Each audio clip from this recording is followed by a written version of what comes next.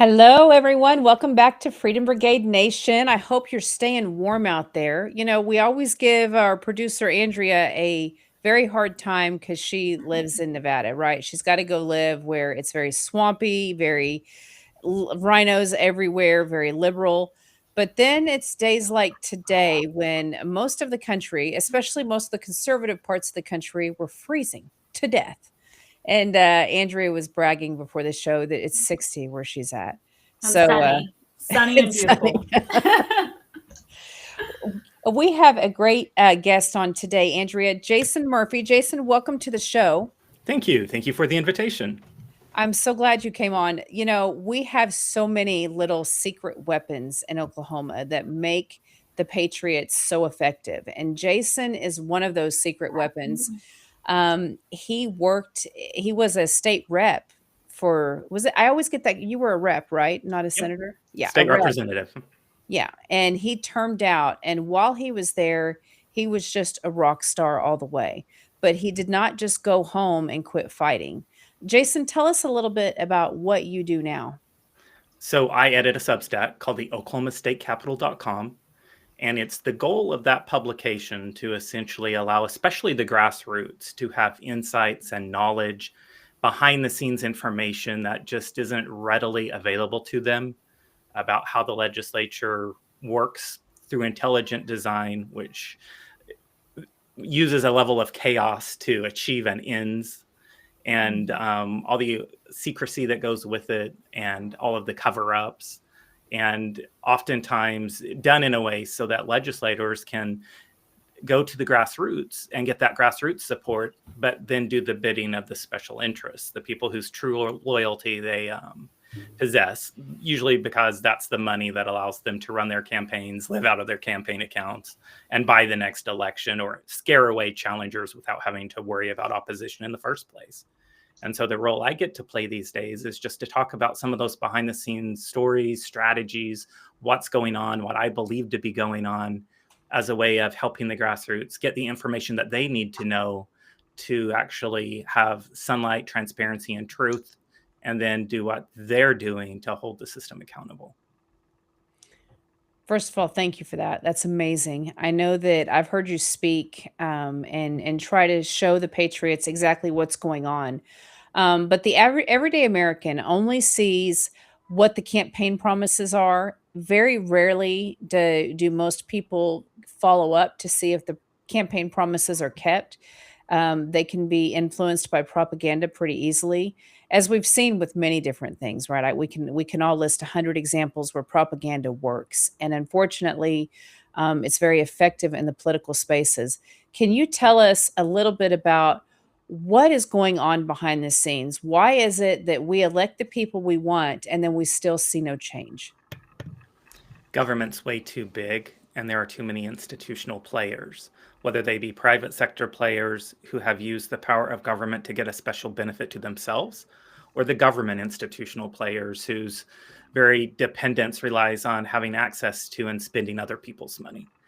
And so, because government is just so big, so opaque, so massive, has so many tentacles, the average person is at a great disadvantage because they can only scratch the surface, even when they do have a luxury most people don't have, which is to be able to do a little research and have a little time to look into it.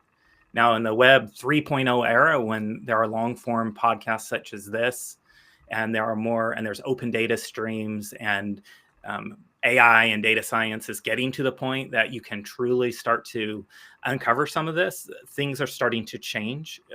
Publishers like myself now have the means and the method by which we can reach wider audiences.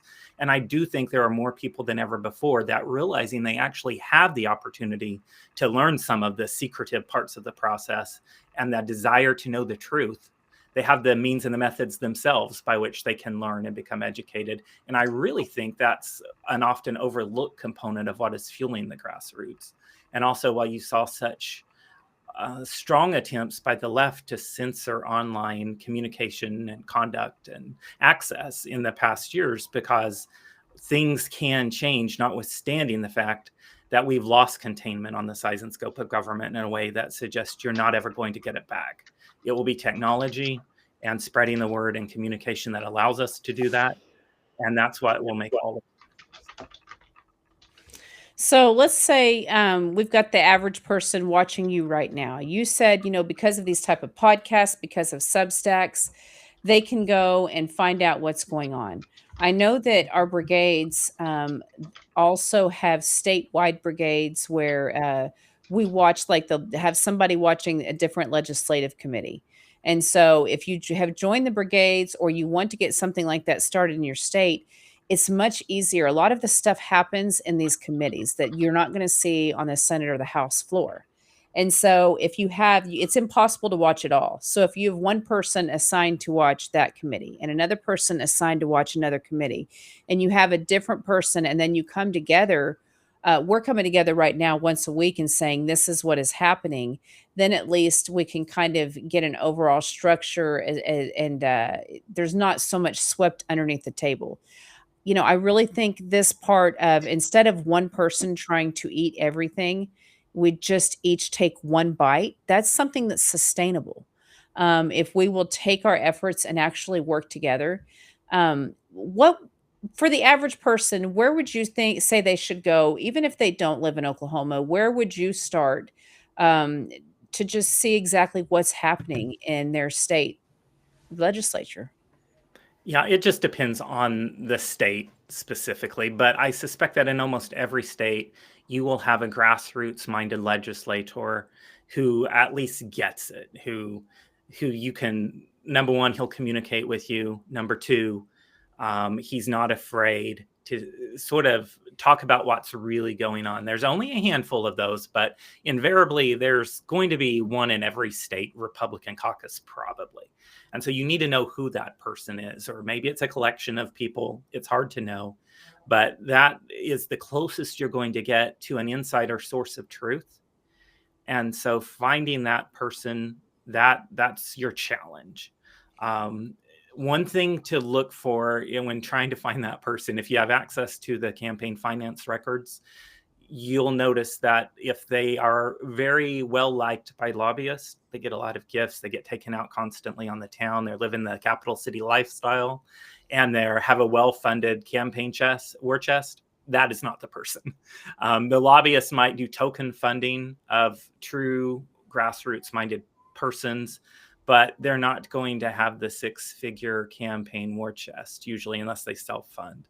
And so I'd look for that. You can obviously identify them oftentimes based on voting. The thing to be careful of are the ones that are clearly playing the game, trying to appeal to the grassroots and the special interest at the same time, because that's the very dishonest part of the game. Some lawmakers just write off the grassroots. Their establishment, you know it, they don't even pretend. And at least with them, there's a little bit of honesty. They're going to run the con game with the wider electorate. Yes, I'm Mr. Conservative when it's time to send out the mailers, but they don't want to play the game by showing up at the grassroots functions and lying in person, right? It's kind of hard to do. But the most dangerous ones, they're almost psychopaths. They'll show up at any grassroots event and be the most conservative lawmaker you've ever seen. And so I'd obviously express a good deal of caution there. And the way to tell is usually if they're well funded, if they have lobbyist connections and that type of thing, then probably they're playing the game and running a big con. The ones that either don't take the lobbyist money, which I always suggest is the ultimate answer to all of our L's, is it relates to big government, because that changes the motivation entirely. If they don't take the lobbyist money and they're holding their own on the votes, then those guys are like gold. And those are the ones that will probably just tell you like it is, because they don't have anything to lose. They're not going to make people mad that aren't already mad at them. So they can be an arbiter of truth and transparency. But those are the ones who can give you sort of the insight of what is going on, much of which isn't even in committee. And so many of this the legislatures with a strong speaker, it's behind closed doors. And there are a lot of games that can happen there where a lot of people are lying to a lot of other people. There's a lot of moving parts and it's fueled by deception. So even people that are in the know might be being misled on, any given bill at any time because there's no open vote. It's decided behind closed doors by the time it goes into a committee room, and certainly on the House floor. There's only pretense of deliberation. And so really engaging in committees and watching them is still very important, but you've got to find those inside sources, those people that are refusing lobbyist money or aren't taking much of it, are voting the right way, who you can say, okay, what do you think is going on with this bill? Why didn't that bill get heard? What's really in this bill? And then, and this is the big one, the beautiful part of AI is it is just now coming into its own in terms of analysis. And it's getting to the point where it appears that AI can tell the difference between legislation, new law versus a mandatory law. So up until now, AI could tell you what a new law did. But if it's amending an existing law, AI had a hard time with it. That's all changing. And so I would absolutely say that when you have a brigade type operation, you have to have a laser like focus on the technology component, because literally minute by minute now, that is emerging in a way that even in these legislatures that have just a few minutes sometimes of time between introduction of the substantive language and final passage, once you've got that AI tool, that's what it's doing. And you can almost start to get the word out in real time. And that's how we're going to defeat the anti-transparency monster, the darkness monster. It's real-time knowledge, and AI gives that to you. So that would be another recommendation I would have. So that's really interesting. First, Kendra, you may be able to answer this better. Maybe Jason, I'm not sure. Heck, maybe even Andrea. She actually consults sometimes too. Where can I know that in Oklahoma where we can go, but where in throughout the country does where do the people go to find out who is paying their legislators? Because many people don't know that. And now I Ethics, know. yeah. Go ahead. Ethics reporting. Oklahoma, it's the Guardian System, the Oklahoma Ethics Commission. If it's a federal candidate, the FEC, and those ethics reportings and where that money comes in and goes out is all there. And I tell you, if you guys are not looking at those, you're missing the bulk of what's happening. And that's what we were going to publish this week for Freedom Brigades. That was our red flag number 2. We went through carpetbagging last week, and then I was talking about. I'm trying, we're trying to give people the tools like to do exactly what Jason's talking about. Everything you said, Jason, was just like music to my ears, because it's all stuff that I've been saying for a long time. How do we make sure? How do we shine light on this? And how do we make sure that we get good guys in? And like what you're saying, Kendra, the easiest thing to do is track the money. I mean, where's the money coming from? What is it for? What's, and I've said for the longest time, the guys that are having a hard time fundraising are most likely the good guys. Not always. And not always is the guy with a ton of money just a bad guy, because he's got a ton of money. But that is one of the easiest ways to kind of decipher who is truly grassroots and who's controlled. I mean, and then, so we have that. If you go to the Freedom Brigade Substack, we've listed, open secrets and FEC filings and tried to list guidelines of how you can look this stuff up. And like what Jason's saying, the cool thing about the technology is it's shining light in places where we never had light before. These bills were always written to be confusing. They were always written for, legislators to probably not understand them or not read them the whole way. And you have to have like a law degree or sit down, and have a committee of people reading over this material to understand it. And it's great with what we're seeing with technology now that I think, although we get scared about AI, I think we can use it. The good guys can use it to shine light in places that we couldn't before.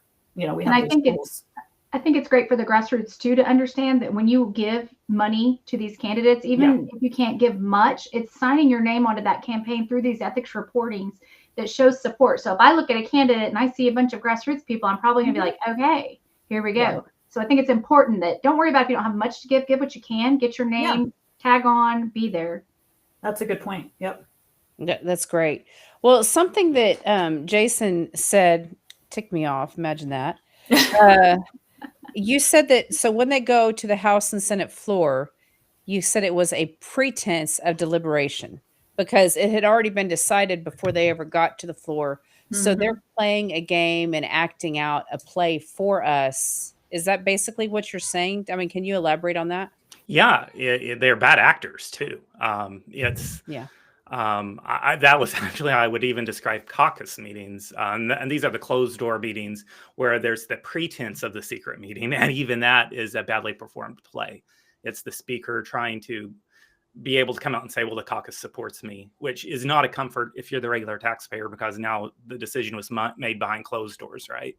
But even that, is oftentimes designed for the low IQ members of the caucus to think that they've had input when they haven't.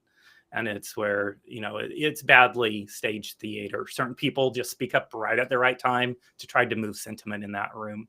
But the gist of it is, to your question and point, especially House floor, by the time something gets on the House floor, then the battle has been waged behind closed doors on whether or not that bill is going to, one, have a chance at going into law, two, be a fake show with no chance at going into law. That's when they strike the title or the enacting clause and then let the opposing chamber do the technical dirty work of killing the bill.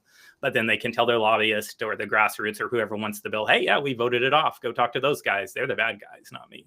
There's just a whole game built around allowing the buck to never stop, no one to ever be held accountable. And what we saw in the Oklahoma experience was what I would call the first generation of majority Republicans, of which I was one, coming in 2 years after the House of Republicans, the House of Representatives went to Republican control for the first time since 1922, and that was in 2004. What we generally understood was that was a bad system, that the opacity, the darkness, the centralized power with one person, the Speaker of the House, led to bad outcomes. And every couple of years when we would bring forward a rules package, we would try to make it a little better. What idea for reform could we have? I was very big on broadcasting the meetings, for example. So when you're looking at that video feed, that was the outcome of behind the scenes negotiations where we had to fight for a bill to do that until the speaker just did it. Things like that evolved because Republicans at that time had that culture that was necessary to say, we understand how the dark system didn't work and we want to open it up. But in the last decade, there are the second generation majority Republicans who were never in the minority. They've had power and they're arrogant with power, drunk with power.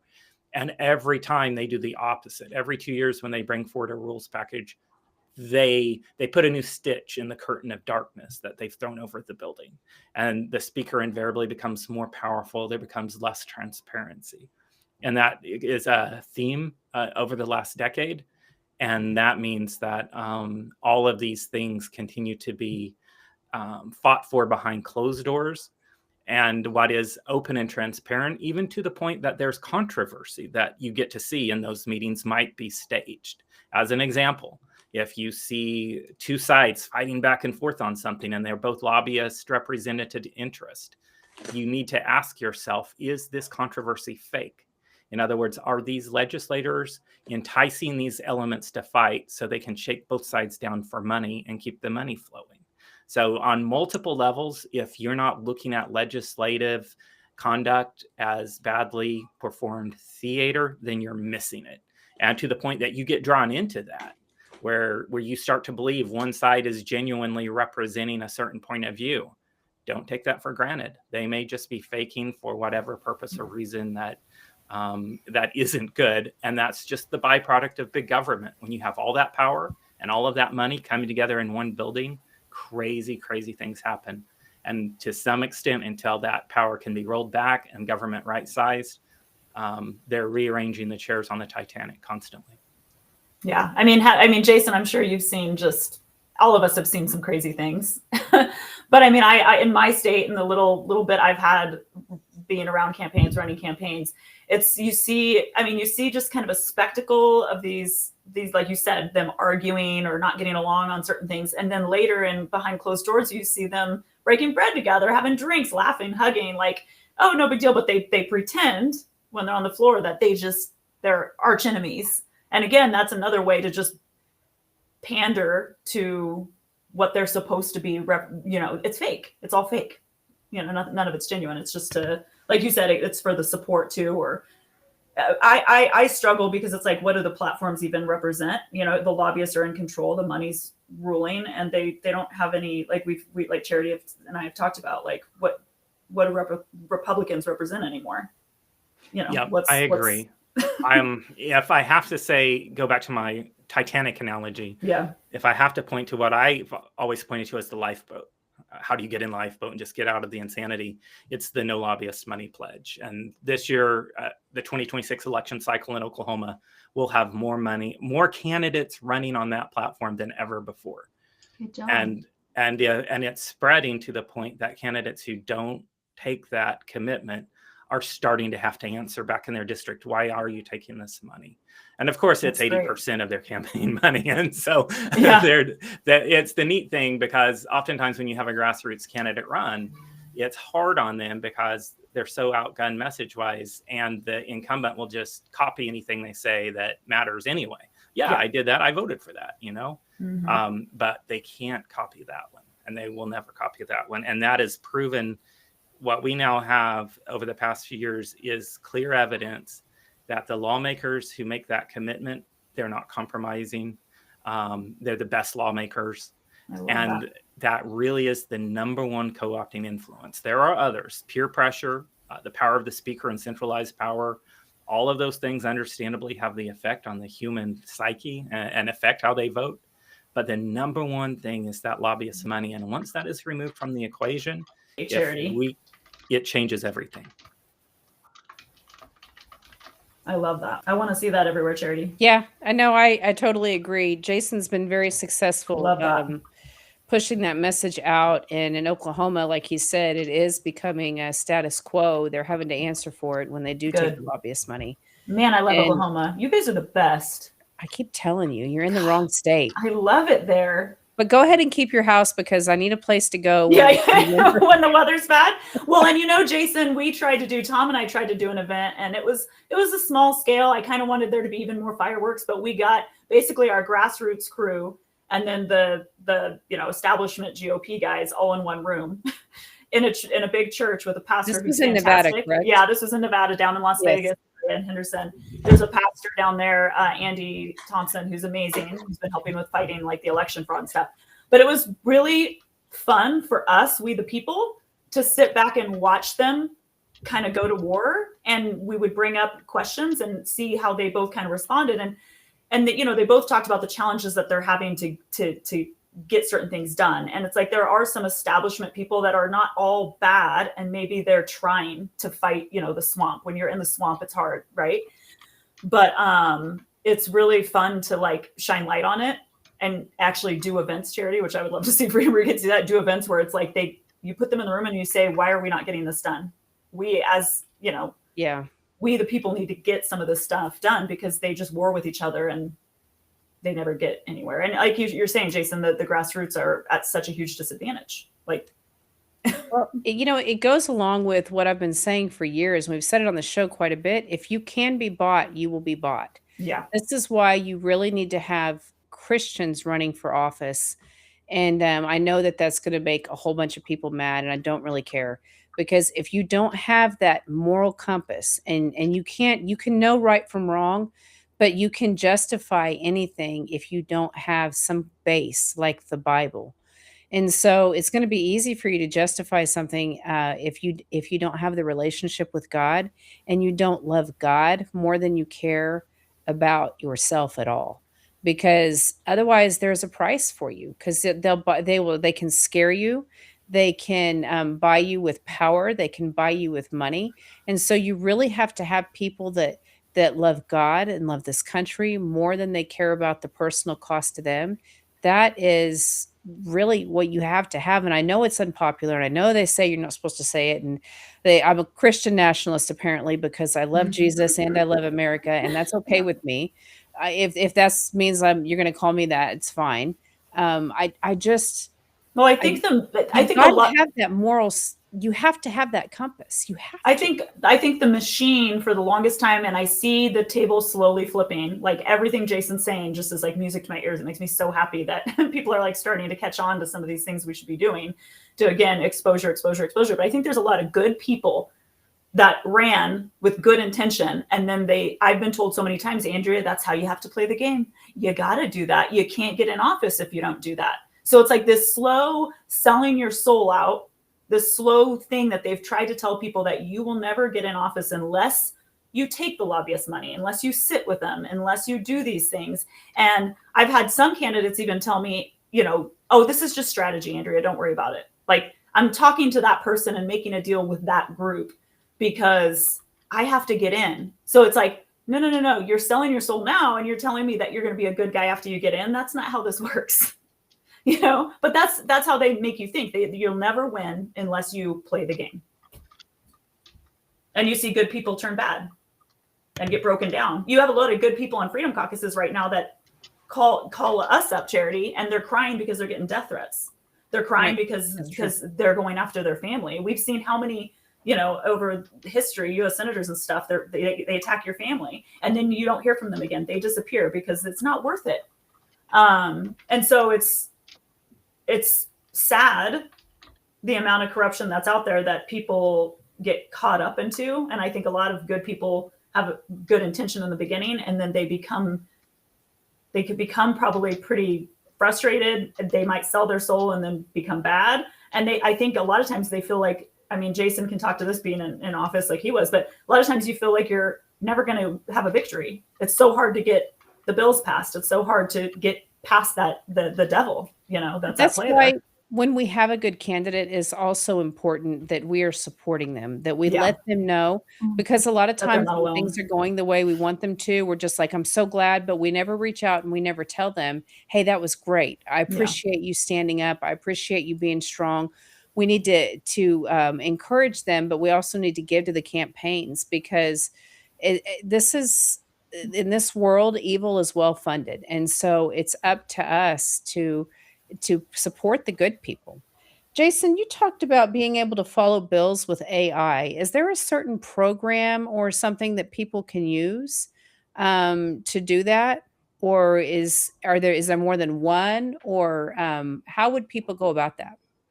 So I can speak to one success story, and that is Oklahoma State Representative, House District 8, Tom Gann.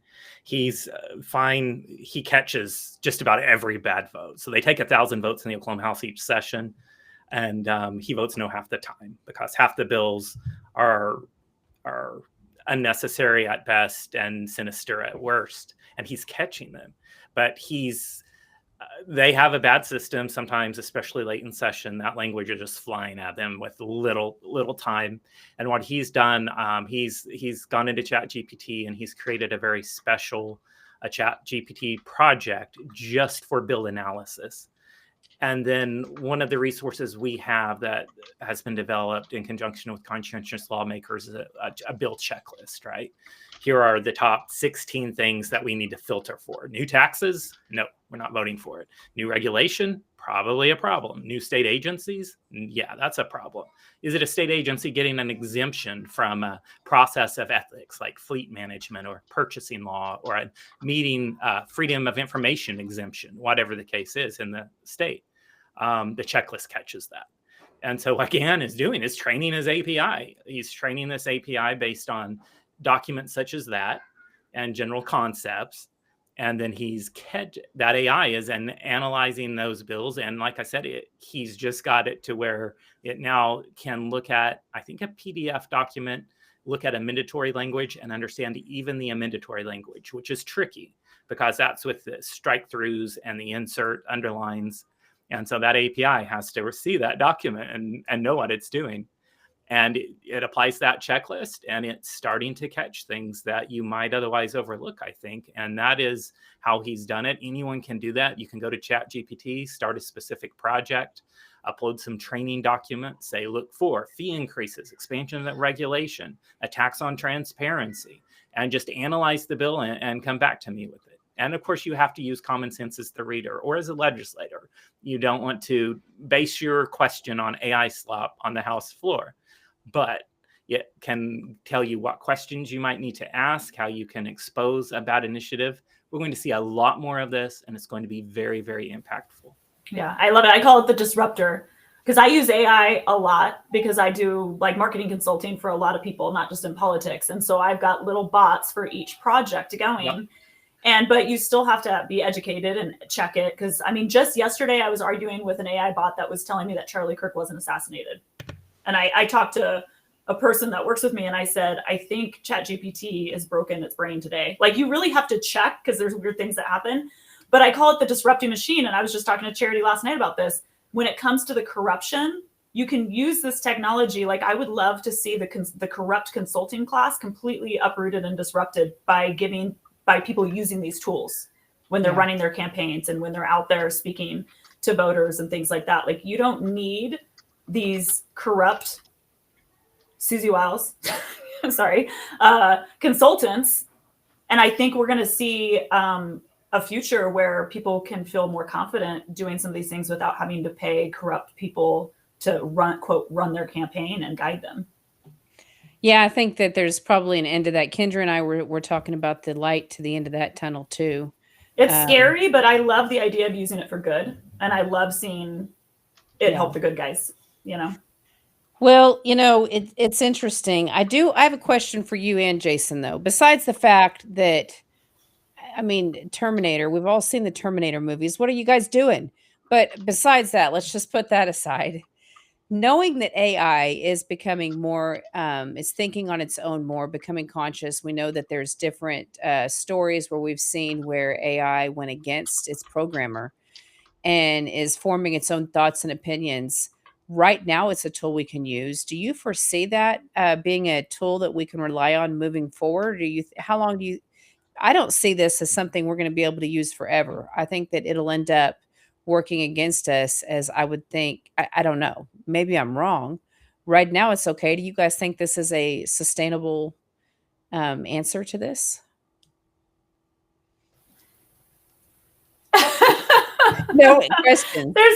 No answers there. There's a lot of scary stuff, like, Tom will talk about with the AI stuff, but it's not going anywhere. So the faster the good guys, and it's kind of like one of those things. It's like what you feed it. It's the robot you're building to do the work you want it to do. I totally agree with you. It's terrifying, and there has been some crazy stuff. I mean, Elon Musk was just I think it was this week, talking about ChatGPT and people committing suicide and getting bad ideas and bad information from ChatGPT. And so it's what you feed it. But, for me, it's like with my work, it's like taking a Google. It's like when we were in school and we'd have to research a paper. I mean, all of my friends that are now in their 20s and, maybe early 30s that have been going to college in the last decade have told me I don't even write my own paper. I've never written my own paper without some assistance of some kind from some sort of AI machine. Now, when I was a kid, there weren't even cell phones. I didn't have a computer in my house. I had to go to the library, and I'd have to, do the Dewey Decimal stuff to do research, right? And I'd have to sit and research and write that old-fashioned way. Now I can move literally 100 times faster. I still have to, again, like Jason's saying, double check all my work and make sure that I'm not just relying blindly on the system. But it's like, think of when you're, getting books at the library, and then all of a sudden we had computers, and then all of a sudden we had Google search engines. The AI is just that on steroids. Okay. And again, it's what you feed it. If you're looking at bad things on Google, you're going to get bad things back. If you're putting, it's what you feed it. I think we can use AI right now. I still use it. But I'm not going to let it go without reminding you that Revelations 13:15 says, it is Revelation, not Revelations. 13:15 says that they gave life to the image of the beast. And it ends up not being such a great thing for mankind. So I'm just going to leave that. The good guys, I agree with you, but I always say this: you can't bring a knife to a gunfight. I agree. I was just writing just know about what you're playing what's going on with ICE and everything. There is a level, and Tim Pool was just talking about this recently, and it was fascinating to me. There is a level of the enemy that we're up against, these liberals who've been completely brainwashed. They're the Saul Alinsky, PSYOP, total brainwash. They're out there doing things that we as conservatives don't do because we just don't play those games. But at the same time, how do we fight back? If you don't use the tools that the devil's using against you for good, you have no chance. I'm with you on it. Just realize that you're holding a gun and not a knife. That's all. Just know that it's a tool that can be used against you, and just don't trust everything it says. I love what you said about verifying it. My husband got me a prayer shawl, and it had some Hebrew lettering on it, and I was like, I don't know Hebrew, so I asked AI what it was, and it told me it says, "May the force be with you." It is a Star Wars reference, and I laughed. I mean and then I found out, it was actually a scripture, and so. But that's funny, right? May the force be with you. That was cute, but obviously not accurate. I would love to see what Jason's talking about with the AI. I've been doing this in in the consulting sector and like legal and stuff, where I've said I have software people that I've been working with. I want to build these disrupting AI specific machines. So like he's saying, there's a legislator that's using his own chat GPT and molding it. And Health Ranger's been doing this too. Mike Adams is doing a lot in the AI space as well. So, I mean, I would love to disrupt the political machine with, an app and a bot and machines that can be given to these grassroots leaders that they can use, right? Yep. That's how we disrupt the corrupt consulting class. Like if I can give you an app, that means you don't have to consult with the bad guys. We were just discussing that. Yes. Yeah. Let's disrupt the evil with some of these tools. Kendra, do you want to weigh in? We've just been talking. She's just, go ahead. I went through a lot of this with Jenny White this morning about schools and education and all of it. The AI. Well, this is the first generation too of mankind, I think, or maybe not. Maybe that's too broad of a statement, but I keep hearing about how we're getting dumber, right? That like kids now, we're getting dumber because of the machines. The generation now, our kids, and that's what Kendra's talking about, the education system, what these schools are up against and what the good teachers are up against is these kids are getting dumber and dumber and dumber because this is another byproduct of the world we're living in. Well, it's the machines, it's the fluoride, it's the crap in the food. But I mean, again, all my college friends that are going to college right now, they laugh at me when I sit and do projects with them because the way I map out before I write, I map it out very old school. And they go, "What are you doing?" I'm like, "I'm building an outline. I'm building my thesis. I'm building my points." And they go, "I've never done that before. I've never had to write an essay by myself." They tell me that. So, and these are smart people. Well, I was talking to my dentist and he was saying that he went to they did like some reunion and the new guys only had to they didn't even have to do a cast before they graduated. And he had to do like 13 of them. And they're like, no, it's all automated now.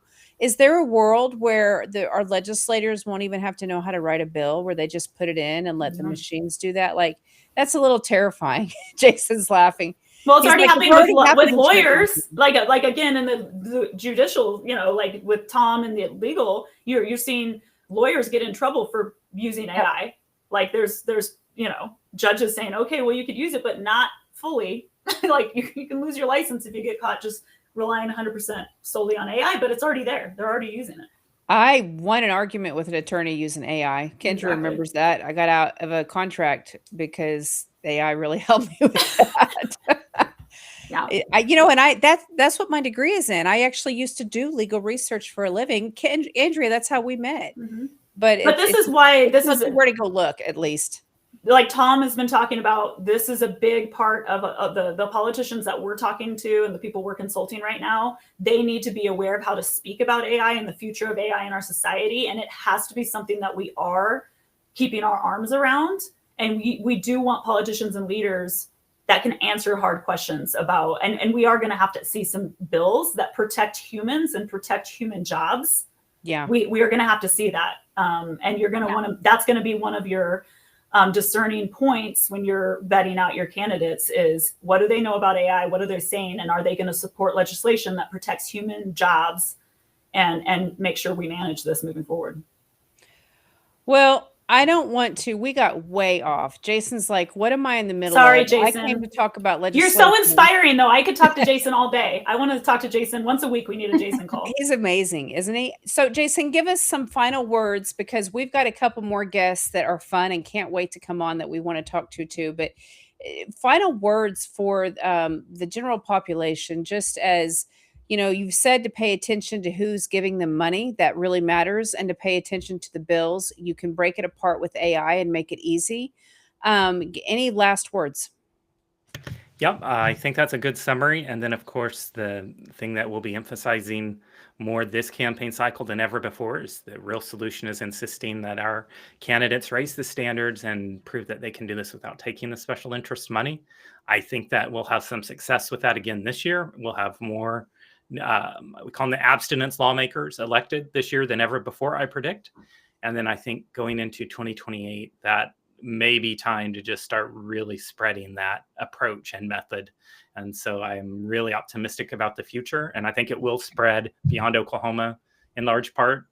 So it feels like we're right in the middle of something that's very nascent right now, but it has so much potential because it really makes people excited, and it's an easy concept to grasp, the abstinence concept. And so keep an eye out for that. That'll be a big thing. And feel free to follow and subscribe at oklahomastatecapital.com. I write about these subjects frequently, weekly, in fact, and we'll have a lot more coming up, especially during the upcoming legislative session and election cycle.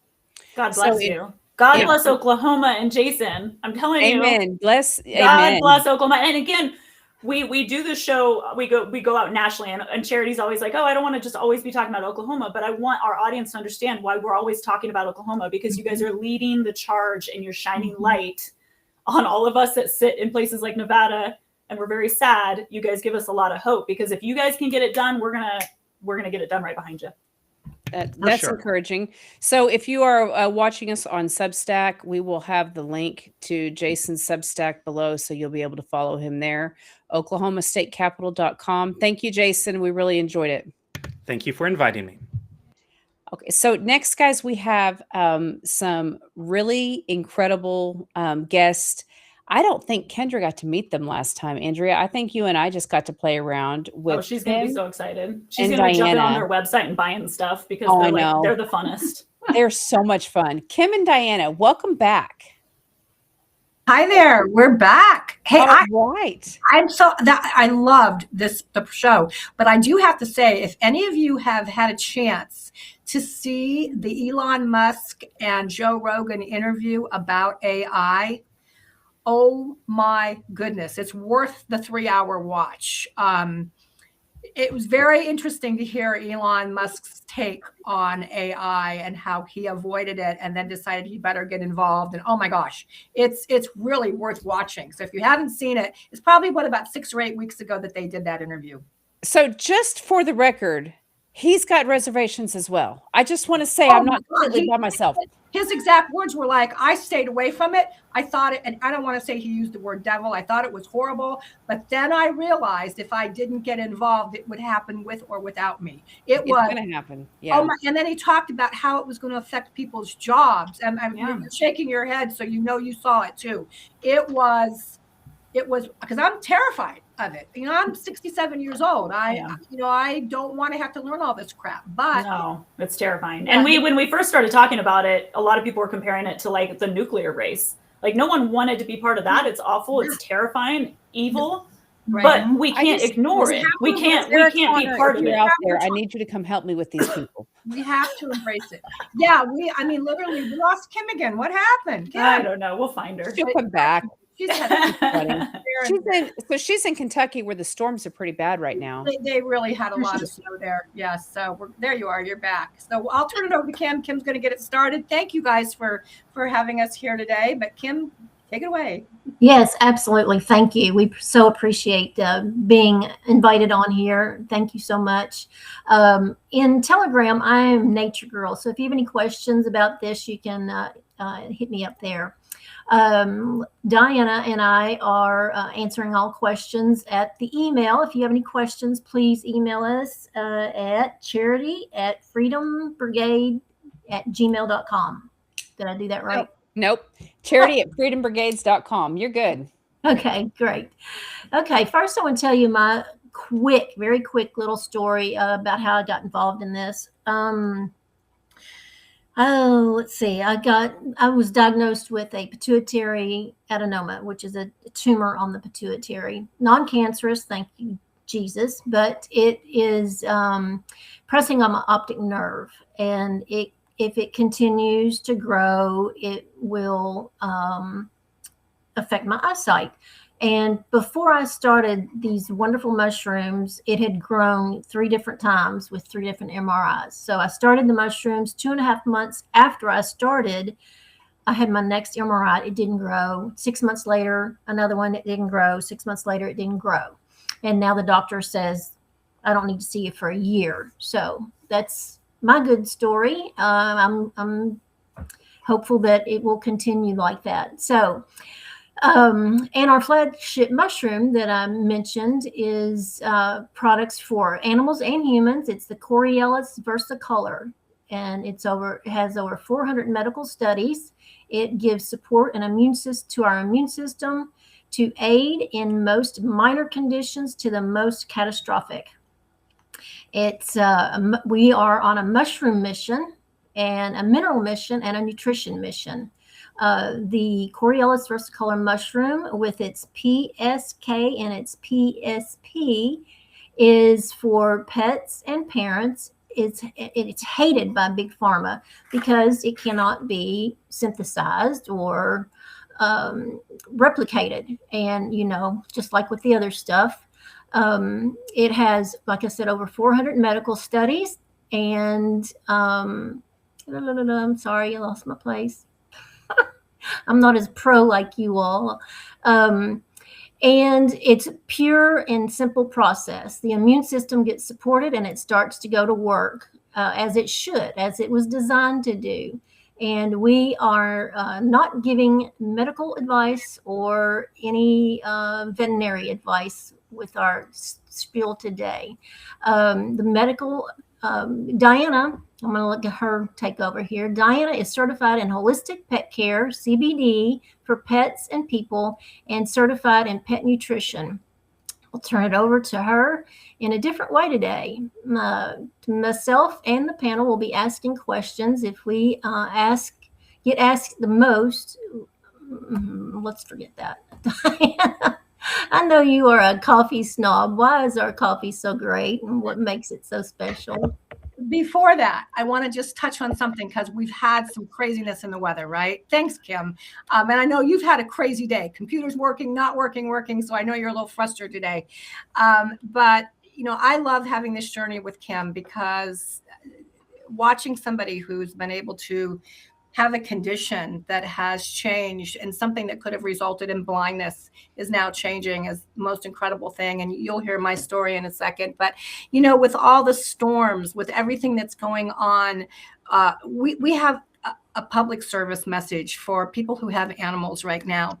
Hypothermia is the number one thing that is happening in this area with our animals. I talked to some veterinarians yesterday that said they actually had more cases of hypothermia in animals in the last 2 days than they've had in their entire career. So I'm just going to throw some things out there. A lot of it is just plain common sense, but we all know, like some of us, we see people without common sense. I live in Nevada. It's 120 here, and I see people walking their dog in the middle of the day on the pavement. And, I run out and I say, why don't you take off your flip-flops and put your feet on this concrete? I'm going to get shot one day, but that's okay. It'll be worth it. I actually carry little baby booties, little baby socks in my car. And if I believe you do, actually. I do. I believe you do. I do. And if I see somebody walking their dog, I pull over, I walk out, I go, here, maybe your dog would like these. And no one's been mean about it. I'm sure someday somebody's going to get upset with me, but come on, So let's talk real quick about what's happening to these dogs, especially out in the cold. Hypothermia can happen very, very quickly. Their body temperatures, the minute it goes below 90, hypothermia can start. So if you're considering keeping my dog outside because he's an outside dog, I'll put some more straw in his little igloo or whatever. That's not enough in this cold. It's important that all of you understand that when it gets below 20 degrees, it's too cold to walk a dog. Most dogs get uncomfortable after 32 degrees if they're little. If they're bigger and they're huskies, they can handle a little bit more. But you also need to remember feet, dogs' feet in the snow. So keep their little hair trimmed so that ice doesn't form in there. Put some of our incredible body balm on their feet before they go out. And then when they come in, wash it off because they pick up the salt and the chemicals from all the snow removal stuff. And then they lick it and they ingest it. Make sure that you're not walking on ice because it can cut their pads. So little things like this is really, really important. But let's talk about the signs of hypothermia. If your dog is shivering, if your dog is curling up for warmth, if it's acting a little lethargic, pale, dilated pupils, a little unconscious issues, this is critical that you deal with it right away. The worst thing anybody can do if they have a dog that's hypothermic is to dip it in warm water. That seems to be the number one go-to. Oh, let's put it in hot water. Let's put it in warm water. That actually can kill the dog. So if you run across a dog that has been out, or you see a dog that's running the neighborhood, bring it inside. First thing to do, bring it inside. Rub, rub, rub, everything you can rub to get its blood flowing. Put warm blankets on them, not hot, not heating pads. Warm them up a little bit. Don't feed them hot liquid. A lot of people think, oh, let's get some hot water in them. Let's put their little feet in hot water. Yep. The worst thing you can do, because the shock of it will everything. And he's agreeing, right? He's agreeing. Here's Moses. Moses, come here. Moses. It's for my baby. You helped out the other day. Moses, come here, right here. Hi, baby. Moses is like, it's cold here. I agree. I don't know about you, but I've been loving watching and everybody showing all the pictures of the animals running in the snow. I mean, they're having a ball. Yeah. But it's a little too much sometimes. You've got to be well, and you have to know what kind of dog you have. Like, I have a boxer, and boxers are just weenies when it comes to hot animals. Like no hair. And he looks tough. Yeah, and everyone looks at boxers and they're like, "Oh, he's a big tough guy." He's the biggest weenie on the planet. But it's also they're not used to it. But all these pictures, I've seen this one woman. She keeps filming her dachshund jumping off of the back porch and being gone. He's gone, and then she has to dig him out. Well, that's fun for a few minutes, but at some point, we have to remember we have to be good stewards. It's really critical that we're good stewards of our animals.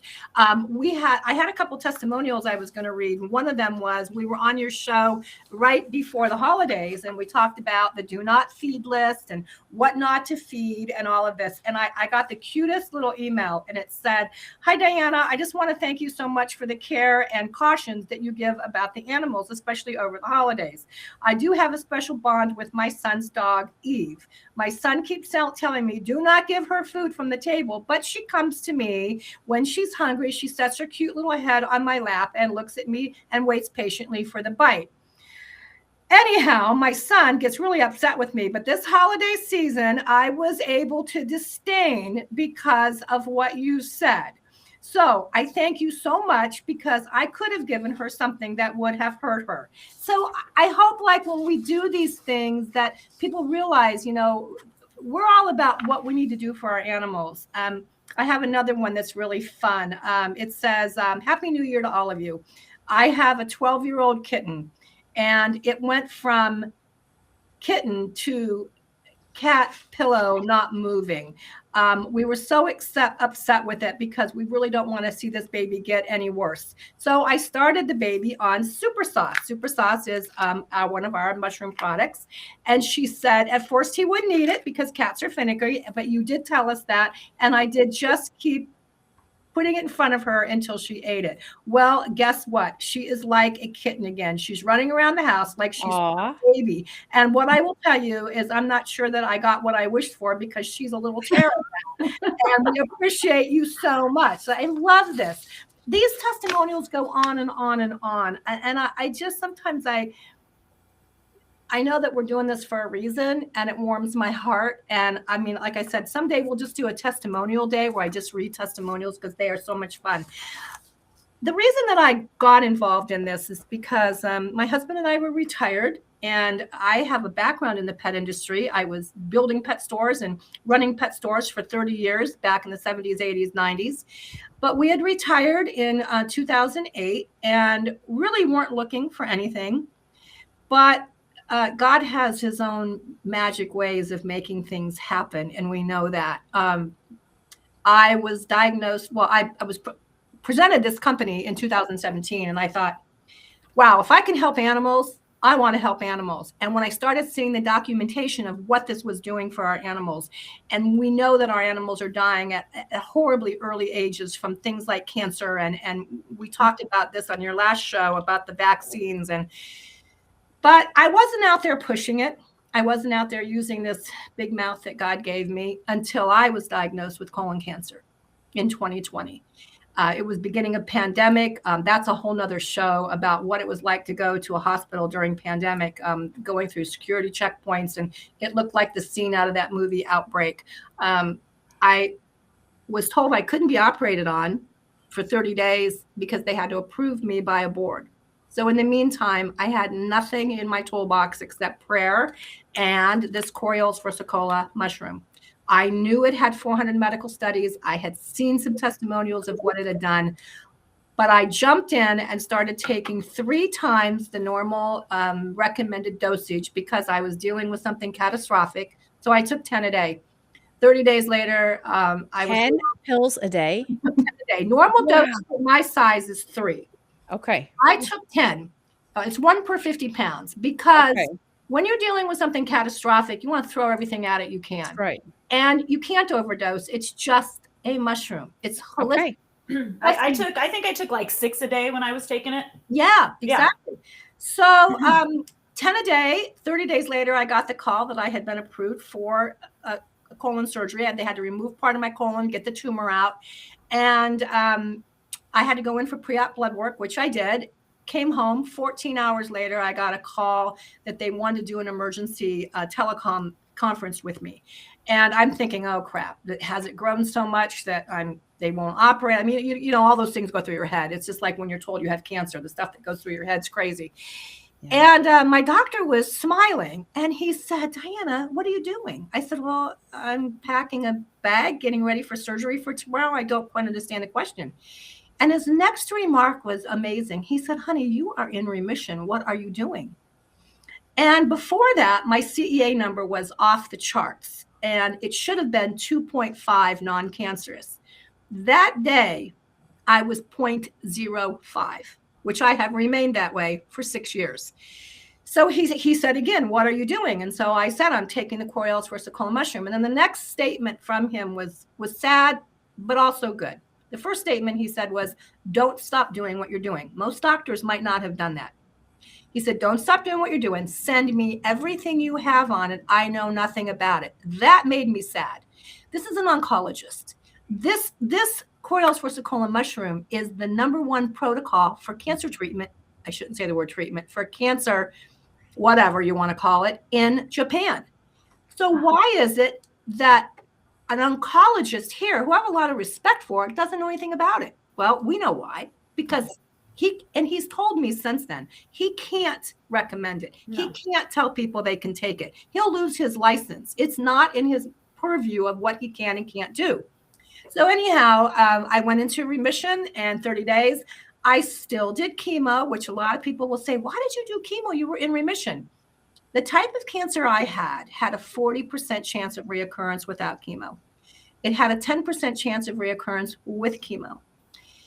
I did some research. Sloan Kettering had an incredible article about how the Coriolus versicolor mushroom can complement chemotherapy. Bingo, I'm in. I started chemo. I did 6 months of hard chemo. I still continue 10 a day. Did not throw up once, did not lose my hair. In all fairness, my drug only had a 50% chance of hair loss, but a 100% chance of hair thinning. It didn't thin. I didn't look like a cancer patient. I didn't have that pasty, depleted, oh my gosh, poor thing look. People would say to me, if we didn't know you better, we would think you were not telling us the truth. You don't look like somebody on chemotherapy. I had bad days. There were days my husband had to carry me to bed. There were days I didn't know my ABCs because chemo brain is real. But most days I was pretty darn good. 6 months later, I still had 0.05 as the reading. But here's what happened. My osteoporosis, which terrified me to do chemo because I know that chemotherapy destroys your bone density. Because of the bone building property of this mushroom, because the mushroom does so much to give our immune system the support it needs, as my body was being destroyed by chemotherapy, it was rebuilding, repairing, replenishing, rejuvenating as fast as it could. So it was keeping ahead of the destruction that was being done. When I came out of this journey, my numbers were better than pre-cancer. My blood work was better than pre-cancer. My bone density was no longer osteoporosis. Everything in my body was actually better than what I had put it through the last year, right? So that's the day that I went, okay, God, I get it. You want me to get out there and scream this from the rooftops. You want me to get out there and share this with people. So that's why I'm here. That's why I'm part of this journey. And thank you for the time to share that. I like to share it because there's always someone on a podcast who has just heard that either they or someone they know has been diagnosed with the big C.